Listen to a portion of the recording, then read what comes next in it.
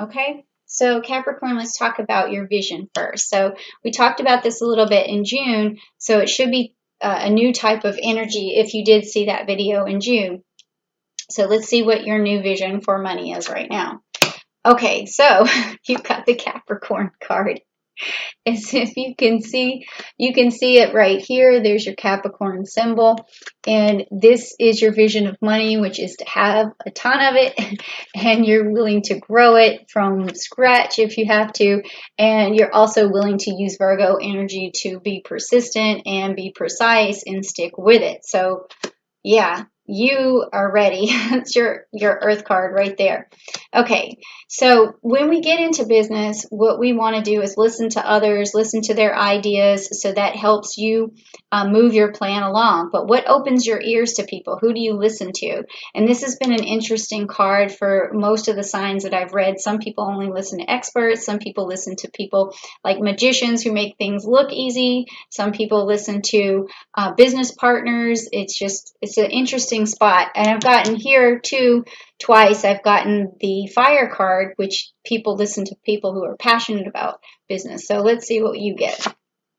Oh, okay. So you got the Delphus card. That's different. I haven't seen that one yet. So Delphus is basically a card of like a messenger. So in this particular case, who you open up to is people who can do things for you. So you're listening to people who can help you out. Like it could be like, say, if you're working on building houses, it could be you're listening to someone who lays the foundation. It's just somebody who's can carry out a plan is who you're listening to, because it sounds to me like you're trying to carry out an ultimate plan, so you might need some helpers along the way. So you're listening to people who can tell you that they're going to help you and do things for you. So that makes total sense. And it also has Capricorn energy right there on it too, right here. And it's got the Mercury energy, meaning that it's someone who carries out a plan for you. So that's who you're listening to, which is interesting. So it sounds to me like you're your own authority on whatever you're doing, but you just need some help. Okay, that's cool. All right, so now the next card is, how can you present yourself in the best possible way? So this should be interesting for Capricorn. Let's see. Oh my God. This is Capricorn right here. Just be yourself. Ooh, big surprise. All right, so just present yourself like yourself. Okay, that was easy. All right, so how do you maintain clarity in your business? I'm tickled over that.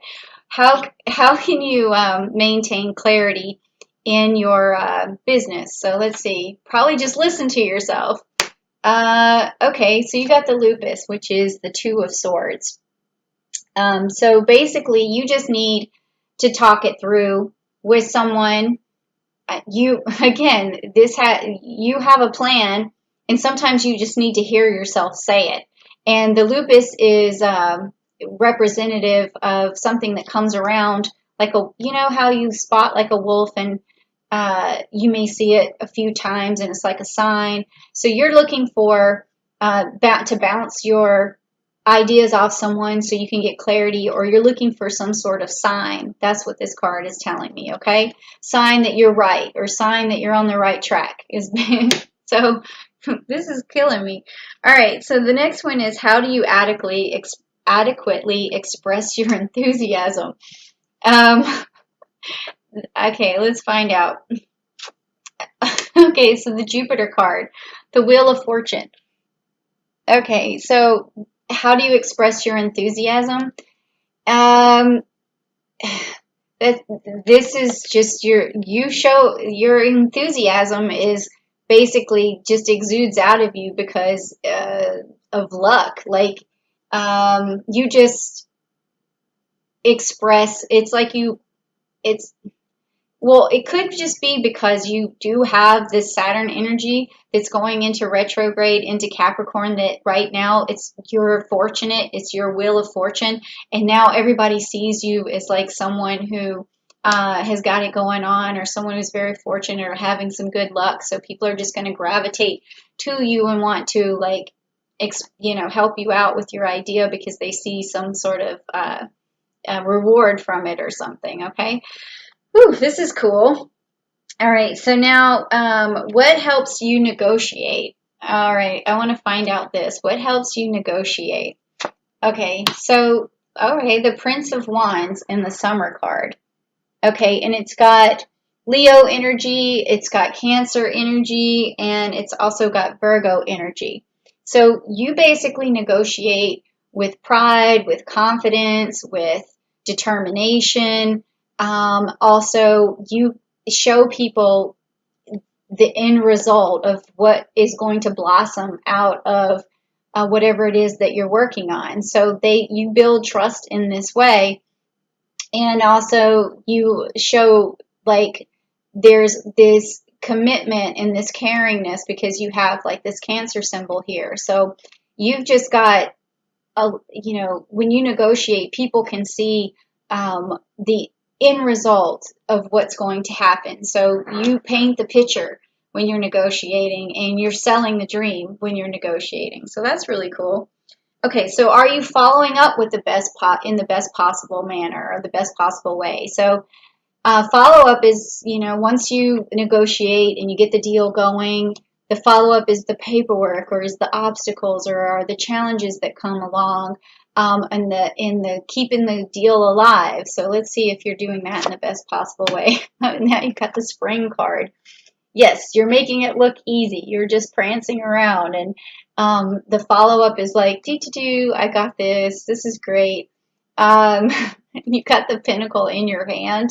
You're just like, the follow up to you is a breeze. It's like a spring breeze. That's crazy. Ah, Capricorn, you guys are so lucky when it comes to business. All right, so this card, if you're not lucky in the business right now, we'll find out why, because this card is like what's standing in your way of having all this bliss. Let's see what's going on. Okay, you got another Sagittarius card, the Centaurus, which is the Eight of Pentacles. And this is telling me that you just haven't come up, if you're not doing this, you haven't come up with your plan, you haven't found your direction, you don't know which way to move yet, or you don't know what you're passionate about. And so that's the only thing standing in your way, is just not knowing what you're going to do or what your plan is. And so, those of you who have a plan, congratulations, because this is all working out. And those of you who don't, just keep looking until you find something that you're passionate about, and it'll start to happen. Okay, so this last card is, and what's the best possible way you could communicate, make your business grow? So let's see. Okay, so you got the Alrisha card. Oh no, wait. Okay, this is the Uranus card. Sorry about that. It's very close though. The Alrisha looks a lot like this. So it's the Five of Pentacles, and it's got the Taurus energy, and it's got Mercury energy. So the best way for you to negotiate is to basically cut through all the confusion. When you cut through confusion, you are able to show people this clear path, this what's going to, the end result. Okay, so I mean, there's really nothing more I can say about that. You just cut through the confusion. That's the best way to do it, and that's going to get you at least halfway there by cutting through that. And also, a way to cut through the confusion is to be down to earth with what you're saying, which also makes sense because you have this Taurus card here. So just break it down for people. And because you may be smarter than the people that you're helping, and you just need to break it down for them. So don't assume that people know what's on your mind or what you're thinking or your plan. Just make sure you're communicating it well. It also has Mercury in here for the communication, okay?